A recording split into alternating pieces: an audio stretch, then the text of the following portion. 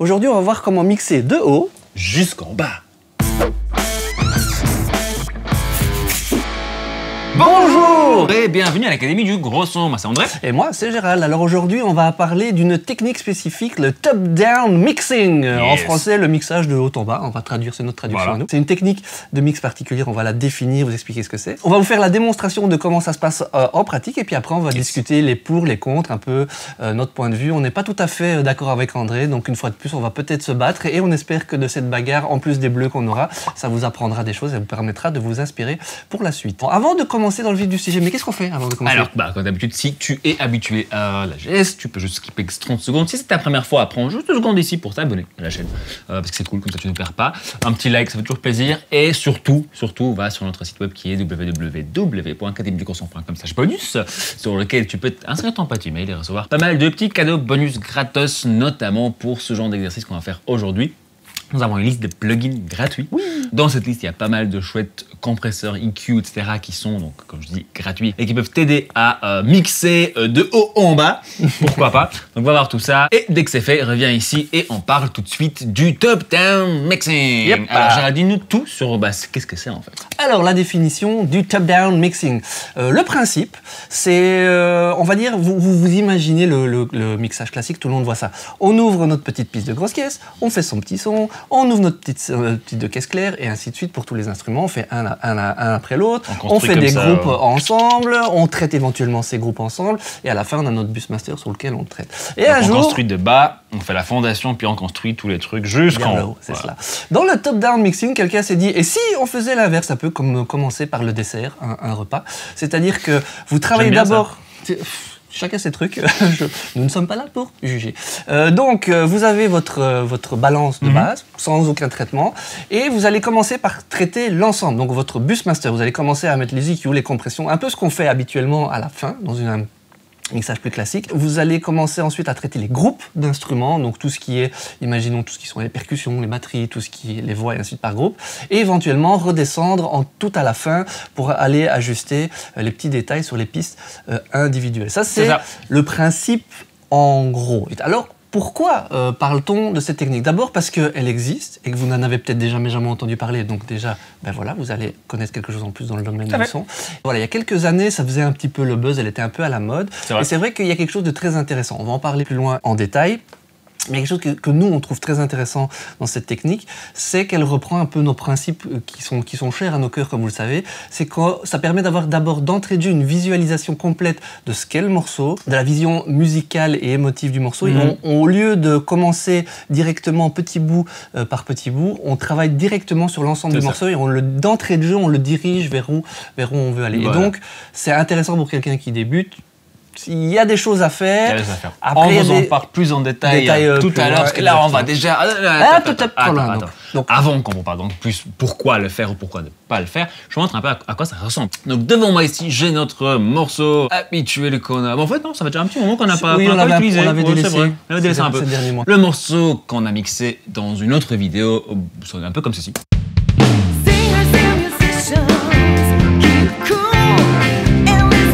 Un petit truc pop-rock tout cool, tout mignon.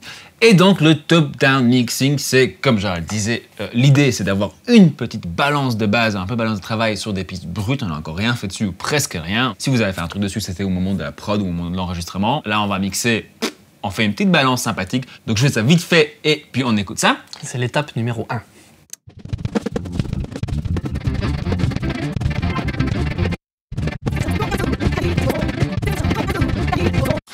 Nous voici donc avec une petite balance de travail vite fait, ça sonne comme ceci.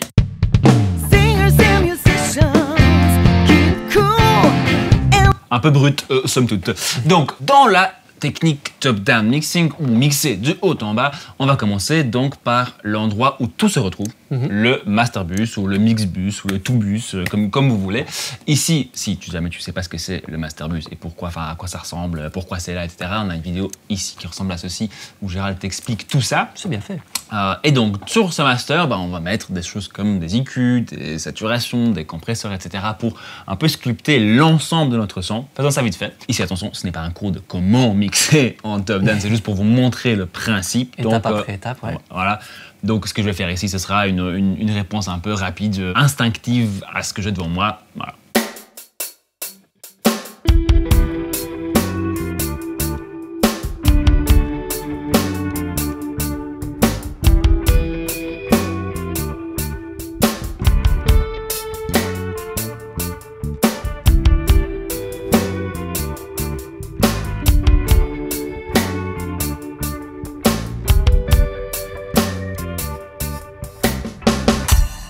Et voilà, notre petit traitement du master est fait.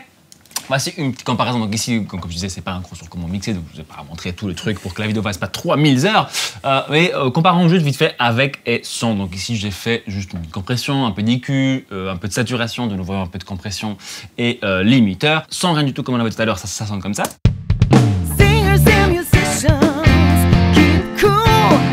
Et avec, c'est comme ça.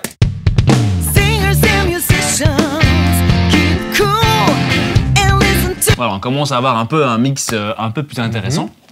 Je vais vous montrer vite fait avec et sans dans le morceau.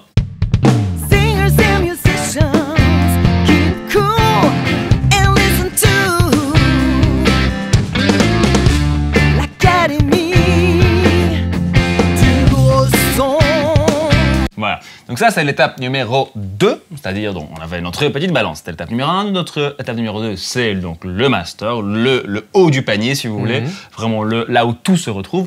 Et maintenant on fait donc le step down, on va vers la prochaine étape qui est les groupes d'instruments individuels. Ici devant moi j'ai ces groupes en bleu, donc j'ai un groupe batterie, j'ai un groupe guitare rythmique, j'ai un groupe guitare lead. Finalement en fait sur la basse par exemple on utilise n'utilise qu'une piste, donc pas besoin de l'avoir dans un groupe à part. Et pareil sur la guitare acoustique, il n'y a qu'une piste sur la guitare acoustique, donc voilà, ça c'est aussi un groupe d'instruments, guitare acoustique. Et la voix évidemment aussi, c'est une seule piste. Sur un morceau produit fini, on aurait probablement plusieurs voix, donc ça se retrouverait sur un groupe voix. Ici je vais considérer la piste voix comme groupe voix. Donc on va commencer par la batterie, parce que j'ai envie, voilà, qu'est-ce qui se passe ici?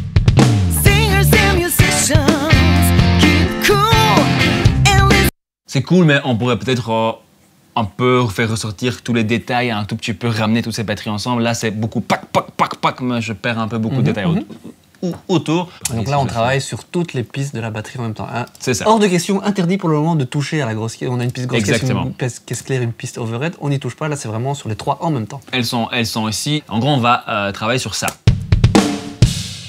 La batterie. L'ensemble de la batterie, mais je ne vais même pas écouter ça en solo.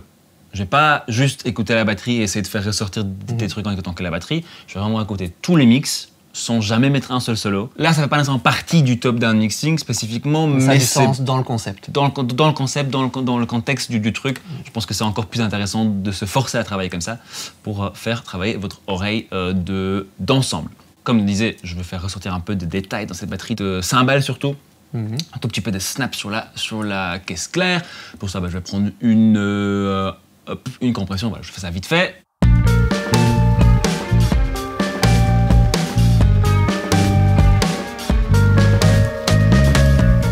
Voilà, donc ici je fais un tout petit peu de travail sur la batterie. Je vous fais écouter avec et sans. Ici ça commence à être un tout petit peu plus fin. Comme on l'écoute évidemment dans l'ensemble, mais que je travaille que sur la batterie. Écoutez bien, qu'est-ce qui se passe sur la batterie? J'ai une compression et j'ai un tout petit peu de EQ qui change un peu la couleur du son. Donc avec et sans, ça sonne comme ça.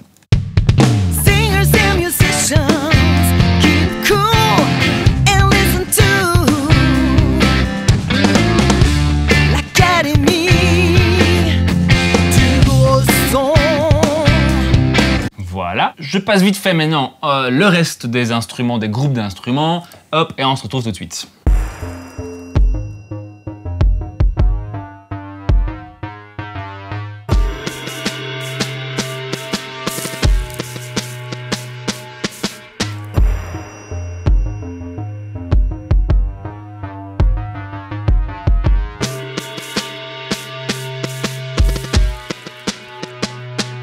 Et voilà donc mon petit mix fini, je vous fais vite écouter donc avec et sans. Ici c'est la troisième étape, donc les groupes d'instruments et aussi sur deux tracks j'ai fait des traitements individuels, donc sur la voix lead et sur la basse. Vous voyez, je n'ai pas fait grand chose. Mais on écoute tout de suite le résultat donc de mon top-down mixing. Alors je commence sans et puis je vais le mettre dedans pendant le morceau. keep cool and listen to l'Académie du gros son. L'Académie du gros son, c'est pour toi. Voilà, donc avec, au final, peu de choses, on peut quand même faire beaucoup d'impact à notre mix. On peut même finir un mix complet en utilisant cette façon de faire. La phase 4 ici serait de éventuellement retravailler encore des pistes individuelles, peut-être nettoyer certaines choses, peut-être voilà, rentrer un peu plus en détail dans le mix, et puis bah, on refait un peu tout le truc, on retravaille un peu sur le master, on réajuste des trucs, on retravaille un tout petit peu les groupes d'instruments, et puis relativement vite on a fini notre mix en fait. Maintenant il est temps de parler un peu de pourquoi c'est intéressant. Est-ce que c'est intéressant? Est-ce qu'on utilise ça? Qu'est-ce qu'il y a à en tirer de tout ça pour toi à la maison? Gérald, c'est quoi ton avis perso? Moi, ce que je pense de cette technique, d'une part, elle est cool, mais concrètement, je ne l'utilise pas. Alors, il y a des choses que je trouve bien dedans. Je veux dire, pourquoi tu ne l'utilises pas? Je vais vous l'expliquer. Ce que je trouve cool dans cette technique, c'est que ça rejoint un concept qui m'est cher et qui nous est cher, c'est une vision globale du projet. Pour moi, ce qui est important, c'est de savoir vers où on va, c'est d'avoir une vision, et c'est effectivement d'y aller et de ne voir que ça. Si je prends une analogie, par exemple, qui fonctionne bien, pour moi, c'est le point de vue de l'arbre et de la forêt. Je pense qu'un morceau, c'est quelque chose de fini, c'est une belle forêt toute magnifique. Et on doit savoir à quoi notre forêt ressemble. Si on se tracasse que des arbres, c'est-à-dire aller élément par élément et regarder que les arbres sans jamais prendre du recul et voir toute la forêt, on risque de se perdre et d'avoir une mauvaise vision. Et en ça, cette technique est bien parce que d'entrée de jeu, on s'occupe de la vision globale d'abord avant d'aller dans l'individuel. Alors le point contre, moi ce qui m'embête un peu avec cette technique et qui fait que ça fonctionne peut-être pas pour moi en tout cas de façon spécifique, c'est dans mon approche du mix quand je commence, avec les années, j'ai cette expérience de cette vision et très vite, je peux, même en travaillant sur des éléments, sur des groupes d'instruments et sur des éléments séparés, mettre une base, préparer comme il faut bien tous les ingrédients avant de les passer dans le master. Si j'attaque direct par le master, je sais déjà d'entrée de jeu, j'entends déjà toutes les petites choses que je veux changer qui vont m'empêcher de travailler là-dessus. Mais c'est une question d'expérience et parce qu'avec les années, j'ai pris l'habitude de travailler. En fait, je me suis forcé, moi, personnellement, à une époque, à faire des mix où le bus master ne sauvait pas, entre guillemets, mon mix, mais venait le sublimer. À une époque, c'était l'inverse. Et à partir de là, je me suis dit, je vais apprendre à travailler pour que le bus master ne soit pas sauvegarde, mais plutôt une façon de sublimer. Sinon, pour moi, c'est un petit peu comme si vous aviez des ingrédients qui sortent du frigo. Ils ne sont pas encore suffisamment cuits, on ne les a pas encore assez mijotés. Et on envoie directement la sauce qui donne le côté, ah bah oui, c'est quand même pas trop mauvais. Mais derrière, ils sont quand même sont fort croquants. Ces légumes, on est obligé de les cuire ou ils sont encore congelés. Donc voilà, pour moi, c'est quelque chose qui est bien, mais je trouve ça, dans mon travail de tous les jours, et par rapport au fait que moi, je travaille sur beaucoup de projets de styles différents, et ça, on va en parler plus tard, je préfère quand même en amont préparer un petit peu mieux avant d'arriver au bus master. Mais aussi parce que j'ai cet entraînement, je garde quand même cette vision globale, cette forêt. Je l'ai quand même tout du long. Donc je dis pas que c'est pas bien, je dis juste pourquoi pour moi, je commence pas direct par le bus master, c'est parce qu'il y a toute une expérience, un apprentissage différent. Toi, tu mixes comme ça? Tu produis comme ça? Alors moi, je ne mixe pas vraiment, en tout cas pas de manière aussi drastique, c'est-à-dire je ne me bloque pas dans cette approche top-down. C'est plus une philosophie de travail un peu extrême qu'on voulait vous montrer, mais que, comme on dit, nous, on ne pratique pas nécessairement dans notre vie de tous les jours. Mais je trouve que pour des home studistes, pour des MAOistes à la maison qui sont plus ici pour faire de la musique, pour faire leur propre musique, pour finir des morceaux, cette approche-là, en fait, est, je pense, beaucoup plus intéressante.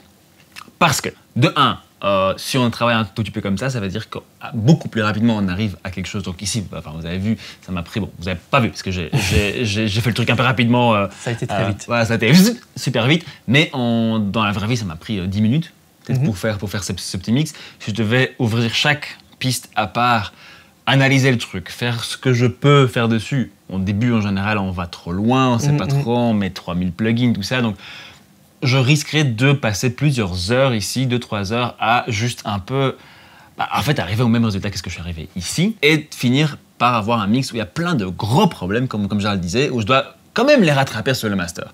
Donc, au moment d'apprentissage, surtout au début, ce genre d'approche globale avec moins de mouvements, moins de possibilités aussi, veut dire qu'on a moins de possibilités d'erreur.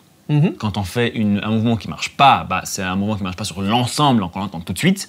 Par contre, si on fait un mouvement qui marche pas sur une piste individuelle, on se rend pas tout de suite compte que ça fonctionne pas. Et du coup, donc, ça peut me permettre d'aller plus vite, de rester dans la musique et surtout d'être plus motivé, d'être inspiré dès le début parce que tout notre morceau sonne mieux très vite. Ce genre de truc, c'est quelque chose que je fais quand je produis. Je vais tout de suite mettre une petite écu pour booster par exemple les aigus sur toutes mes tracks dès le début parce que comme ça je dois pas faire ça sur chaque track séparément.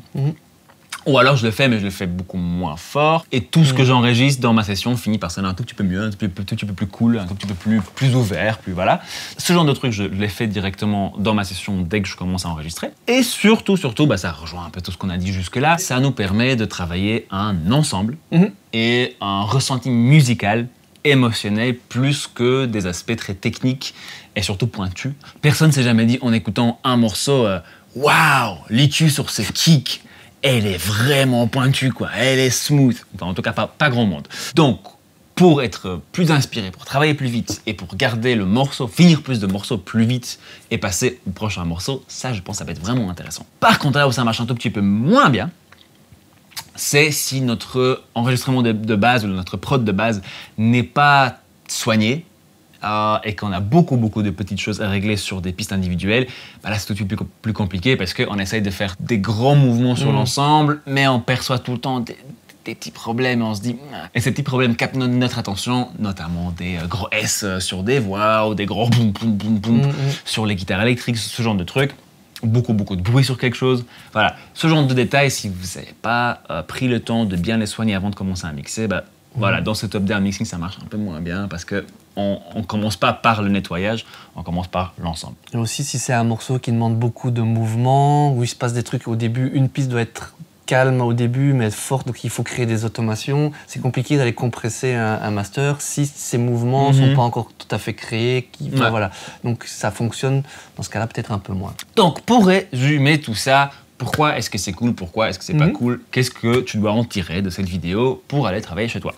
De 1, c'est un super exercice. Donc, même si tu ne vas pas finir par travailler comme ça tous les jours, n'hésite pas à faire ça comme exercice quelques fois pour apprendre à mieux voir la perspective globale d'un morceau. Pour vraiment apprendre à écouter le morceau et les mouvements dans son aspect musical. De 2. Je dirais que cette technique marche vraiment peut-être bien pour des choses qui sont plus brutes ou qui se veulent un petit peu comme si on avait tout un projet d'artiste dans une pièce. Donc si on imagine du jazz par exemple, on imagine quelque chose qui n'est pas trop avec des layering de plein de sons différents, des choses très électroniques, mais des choses qui, on a l'impression d'avoir la sensation de musicien dans une pièce. Un truc rock'n'roll fait avec 4 micros années 50, quelque chose, un guitare-voix même moderne. C'est ça. Quelque chose où un peu folk, un peu peut-être un quatuor de cordes, enfin ce genre de choses qui sont où il y a beaucoup de détails, il y a beaucoup de choses, mais tout est ensemble déjà dans la pièce. Même si ça a été enregistré séparément, mais qui donne cette illusion, on a déjà créé cette sensation d'ensemble, bah, du coup pourquoi ne pas partir à ce moment-là de l'ensemble et revenir en top-down mixing, donc de la fin qui serait le début à ce moment-ci. Voilà. C'est un peu, si je reviens à mon analogie de tout à l'heure, par rapport à la cuisine, c'est un peu comme si on avait des sushis. Donc ici, peut-être qu'on a moins besoin de les cuisiner, on est déjà sur une texture qui est déjà plus propre, plus prête, et on peut juste travailler sur l'ensemble de la matière première qui est déjà prête, presque en tant que telle, en fait. Alors, si tu as aussi faim que moi maintenant à la fin de cette explication, bienvenue. Ce qui est donc le plus important, on va le répéter une petite dernière fois, c'est donc de profiter de cette technique pour apprendre à vraiment garder une vue d'ensemble, de traitement où on fait finalement pas grand chose, on a un grand impact parce qu'on fait ces choses-là sur tout un ensemble d'instruments. Pour être pratique, moi je vous conseillerais de quand même, si vous mixez dans l'autre sens, faites-le et faites l'exercice dans l'autre sens. Ça va vous aider avec le temps déjà de comparer les deux. Et ça va vous mettre des images mentales de c'est quoi un truc fini. Et même si vous travaillez par la suite du bas vers le haut, on va dire, vous allez, de cet exercice, de cette expérience, vous allez savoir un peu mieux comment traiter les choses parce que vous savez déjà comment ça va se passer. Dites-nous ce que vous en pensez du top-down mixing. Est-ce que toi, tu travailles plutôt dans l'autre sens? Est-ce que tu travailles justement comme ça? Est-ce que c'est quelque chose que tu penses essayer et pourquoi? N'hésitez pas à partager tout ça, on discute un peu, voilà, posez des questions, posez-vous des questions les uns les autres, etc. Profitez du fait que on est tous et toutes là pour apprendre. Merci beaucoup pour ce moment passé avec nous, à apprendre la musique, le post-production de la musique, tout ça. Merci beaucoup et surtout n'oubliez pas ce qui est le plus important, que tu mixes top-down ou down-top, c'est de faire de la musique.